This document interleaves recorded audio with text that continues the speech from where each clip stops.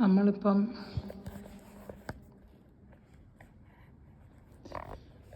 ഇവിടുത്തെ പിയാനോ ആണ്, ആരും ഒന്നും വായിക്കുന്നില്ല, പോട്ടെ. നമ്മളിപ്പോൾ നിൽക്കുന്നത് ഞങ്ങളുടെ ഇടവക പള്ളിയിലെ തിരുഹൃദയത്തിൻ്റെ മുൻപിലാണ്. മാർഗരറ്റ് മേരി എങ്ങനെയാണോ ആ തുടക്കത്തിൽ ഒറിജിൻ പ്രത്യക്ഷപ്പെട്ടത്, ആ രീതിയിലാണ് നമ്മളിപ്പോൾ കാണുന്നത്. ഓ, അതിലൊരു ലൈറ്റ്, ഈശോയെ ഞാൻ കണ്ടു, നന്ദി യേശുവേ. ഇത് ഞാനിവിടെ ഒന്നും കാണുന്നില്ല കേട്ടോ, ഒരു ലൈറ്റും ഇല്ല. അത് ഇവിടെ എങ്ങനെ അതിൽ ലൈറ്റ് കാണുന്നുണ്ടോ? ഒന്നുമില്ലല്ലോ. എങ്ങനെയാണ് ലൈറ്റ് കാണാൻ പറ്റുന്നത്? ഇതാണ് ഞങ്ങളുടെ ഇടവക പള്ളി. ഇവിടെ ഫോക്കസ് ലൈറ്റ് വെച്ചിട്ടുണ്ട് കേട്ടോ, അത് അങ്ങോട്ടേക്ക് കാണിച്ചുകൊണ്ട്. അല്ലാതെ ഇതിൽ വന്നിങ്ങനെ രണ്ട് സൈഡിലും ഓരോ ഫോക്കസ് ലൈറ്റ് ഉണ്ട്. ആ ലൈറ്റ് അല്ലല്ലോ ഇപ്പം നിങ്ങൾ കണ്ടത്. ദൈവമേ നന്ദി.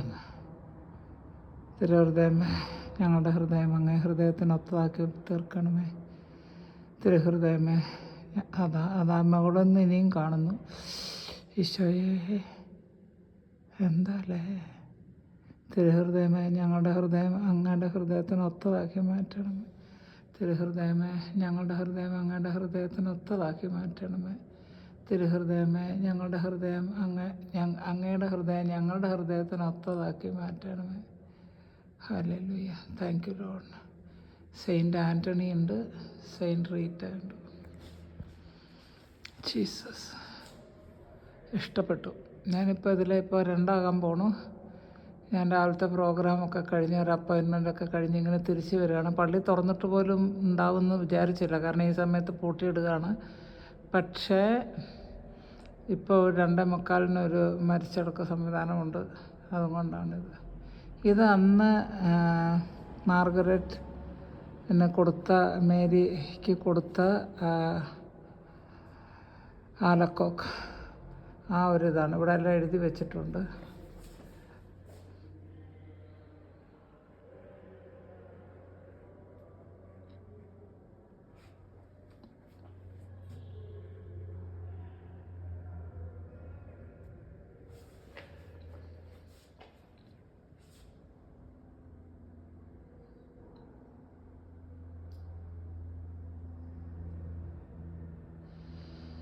നമുക്ക് ഈശോയ്ക്ക് നന്ദി പറയാം. നിങ്ങളെ ഇത് കാണിക്കാനുള്ള എനിക്ക് വലിയ സന്തോഷമുണ്ട്. ഞാൻ മിക്കവാറും നേരത്തെ ഇവിടെ തിരി കത്തിക്കുന്ന ഒരു സൂത്രം വെച്ചിരുന്നു. ഇതാണത്, അതൊന്ന് വിചാരിക്കുന്നത്. അത് കണ്ടോ, ഇവിടെ ഇങ്ങനെ തിരി കത്തിക്കാനായിട്ട് ഇതല്ല, ഇതിവിടെ ഇരിക്കാനുള്ള സ്റ്റൂള്. ഇതുപോലെ ഒരു സാധനം അവിടെ വെച്ചിരുന്നു, അതിനകത്ത് മെഴുതിരി കത്തിക്കാറുണ്ട്. ഇപ്പം അതൊന്നും ഒക്കെ എടുത്ത് മാറ്റി. ഈ അച്ഛൻ വന്നേ പിന്നെ കുറേ മാറ്റങ്ങളാണ് വരുത്തിയിരിക്കുന്നത്, എന്തുകൊണ്ടാണെന്നറിയില്ല. ഈ അച്ഛൻ വന്നേ പിന്നെ ഈ ഒരു കുരിശ് നല്ല രസമല്ലേ. ഈ അച്ഛൻ വന്നേ പിന്നെ ഇവിടെ ഇങ്ങനെ എല്ലാ ദിവസവും തന്നെ പൂക്കൾ വെക്കും. ഇനി അടക്കത്തിനുള്ളവർ കൊണ്ടുവന്ന് വെച്ചാണോ എന്നറിയില്ല കേട്ടോ. ഇതിവിടെ നേരത്തെ ഉള്ളതാണ്, നമ്മുടെ ഇടവകയുടെ പള്ളി. ഇത്രയേ ഉള്ളൂ ആ കൂടെ പള്ളി. എന്തോക്കെ വെളിച്ചം കാണുക എന്താണെന്ന് എനിക്കറിയാം. ഇവിടെ പാവപ്പെട്ടവർക്ക് ചൊവ്വാഴ്ച അങ്ങനെ റെഫ്യൂജീസിന് എന്തെങ്കിലുമൊക്കെ കൊടുക്കും. നമുക്ക് എന്തെങ്കിലും കൊടുക്കാനുണ്ടെങ്കിൽ ബ്രെഡോ എന്ത് വേണേലും, ഷുഗറോ തേയിലപ്പൊടിയോ ഒക്കെ മേടിച്ച് ഇതിനകത്ത് കൊണ്ടുവന്നിട്ടാൽ മതി. പള്ളി ചെറുതാണെങ്കിലും ഇത്രയും ധാരാളം ചെയറുകളാണത്. അപ്പോൾ അതെടുത്ത് രണ്ട് സൈഡിലും ശനി ഞായറും ഇടാറുണ്ട്. നമ്മുടെ ഇവിടുത്തെ മാമോദീസ തൊട്ടി എനിക്ക് ഭയങ്കര ഇഷ്ടമാണ് കേട്ടോ.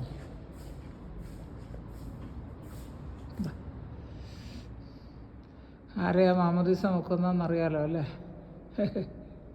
ഇതിവിടെ തൊട്ടിയാണ്, മാർബിളും കൊണ്ടുള്ളതാണ്.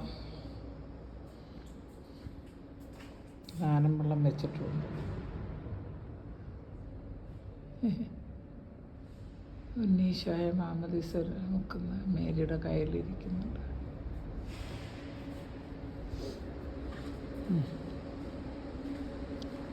ഇത് ഒരു പ്രത്യേക രീതിയിൽ ഒരു സൈഡ് ഓൾട്ടറാണ്. നമ്മുടെ മാതാവ് ഇവിടെ ഉണ്ട്. ചിലപ്പോഴൊക്കെ നല്ലതായിട്ട് സെപ്റ്റംബർ 8-നൊക്കെ നല്ലതായിട്ട് അലങ്കരിച്ച് വെക്കാറുണ്ട്. പിന്നെ ഉള്ളത്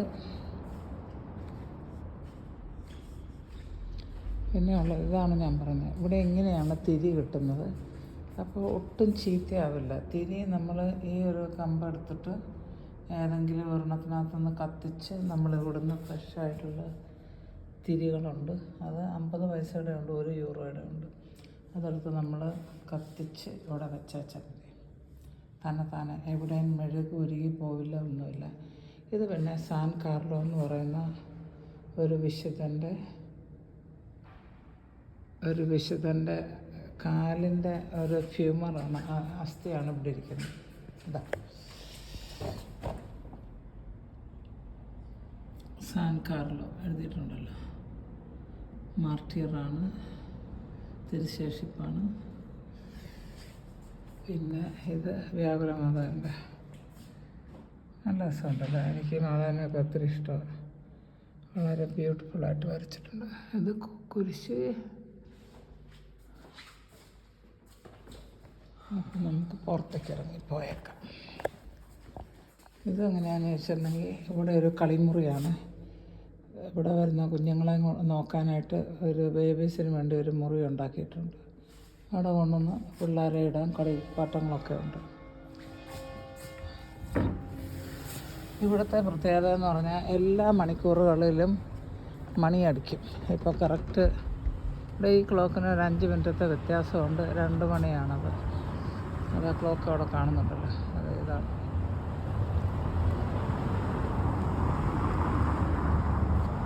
ഇപ്പോൾ 2 മണിയായി, അത് 2 അടിച്ചു.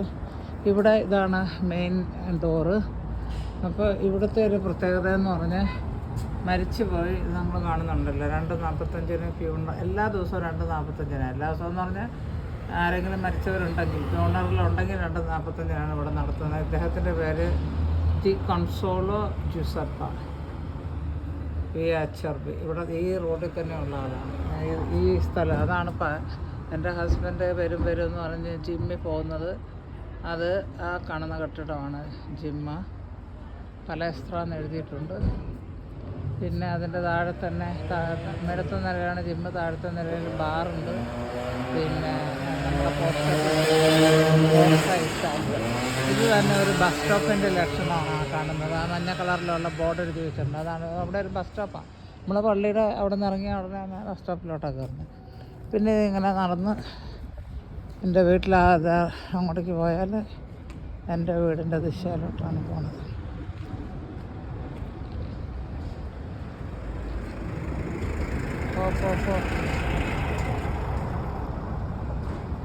ഇവിടെ താങ്ക് യു. ഇവിടെ എങ്ങനെ കണ്ടോ, ഇവരങ്ങനെ മര്യാദയുള്ള ആൾക്കാരാണ്. ഈ സീബ്ര ലൈനിൽ നിർത്തണമെന്നുണ്ട്, ആ മനുഷ്യൻ നിർത്തിയില്ല, പക്ഷേ ഈ സ്ത്രീ നിർത്തി. പക്ഷേ എന്താണ്, ഈ സീബ്ര ലൈനിലാണ് ഏറ്റവും കൂടുതൽ അപകടങ്ങളുണ്ടാകുന്നത്. അവർ നിർത്തുമെന്ന് നമ്മൾ വിചാരിക്കും, നിർത്തേണ്ടതാണ്, നിയമമാണ്. പക്ഷേ നിർത്താതെയും കുറേ ആൾക്കാർ പോകും. അങ്ങനെ സീബ്ര ലൈനിൽ ഒത്തിരി ആൾക്കാർ മരിച്ചിട്ടുണ്ട്. പിന്നെ ടെലിഫോൺ നോക്കിക്കൊണ്ട് വരുന്ന ആൾക്കാർ സീബ്ര ലൈനിൽ മരിച്ചതും കണ്ടിട്ടുണ്ട്. പിന്നെ നമ്മൾ നമ്മുടെ വീട്ടിലോട്ട് പോവാണ്.